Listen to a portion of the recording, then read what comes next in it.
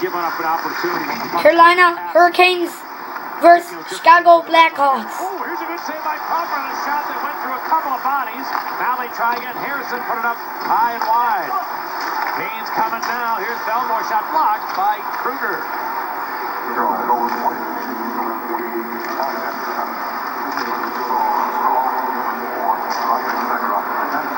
Carolina bringing a lot of damn pressure now. Hurricane territory, but the second period's gonna. And the Hawks took the second period win. Woo!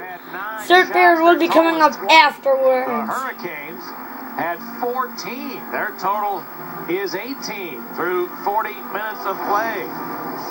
Well, the game was scoreless until early in the second when Patrick Sharp was sent on a breakaway by Andrew Shaw and put the Hawks out in front. That was added to on Chris Versteeg, sent up beautifully by Leddy.